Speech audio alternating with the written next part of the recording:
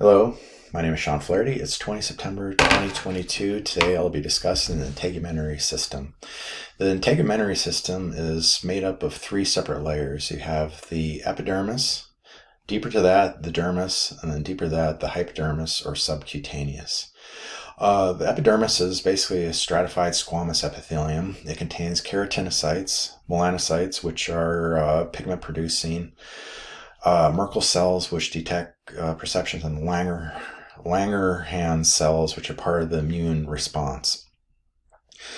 The epidermis consists of five separate layers. The most superficial layer is the stratum corneum, which is basically consistent of several layers of dead interlocking keratinocytes that provide a water-resistant and relatively dry layer.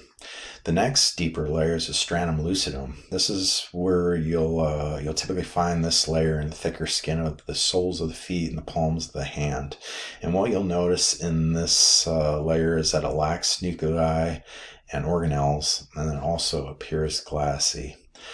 The next deeper layer is a Stratum Granulosum. In here, the keratinocytes produce large amounts of the keratohyalin granules and keratin. And what you'll see in this layer is that the keratin will start to develop fibers and the cells will flatten out. The cell membranes will get thicker, organelles will disappear, and the cells will die in this layer. The next deeper layer is the Stratum Spinosum. It's several layers thick. And in this layer, the keratinocytes will develop tonofibrils throughout a cytoskeleton that connect to desmosomes on the cell membrane, and these desmosomes will connect to neighboring cells. So you have a nice interlocking layer of cells. Also, Langerhans and melanocytes will be present in this layer.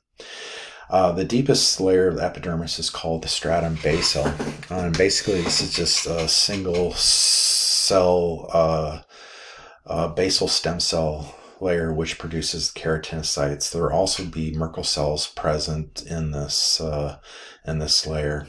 And lastly, this layer is connected to the basal lamina, which brings us into the dermis. So the dermis is broken down into two layers. You have the superficial papillary layer, and this contains loose connective tissue, but it also contains the capillaries, axons for the sensory neural epidermal receptors.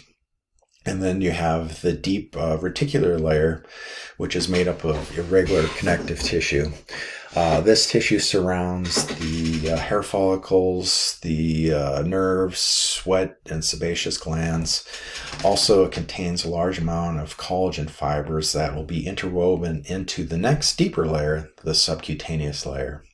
And the subcutaneous layer, you'll notice it by its the loose connective tissue and with a large amount of adipocytes.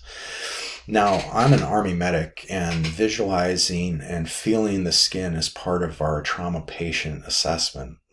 For instance, if I come upon a trauma patient and I touch him and I notice that the patient is warm, flush in color, and dry, that's usually a pretty good indicator that the patient is perfusing properly. However, if I come along a patient and I touch him and I see him and I notice that they are pale, or maybe have blue skin around the lips, and they're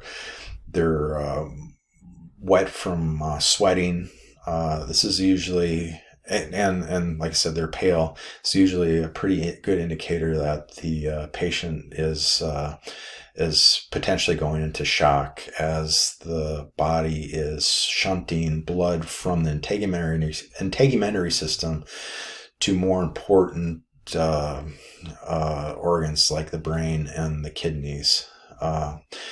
So that's how I would use it in my day-to-day tasks. Thank you for listening.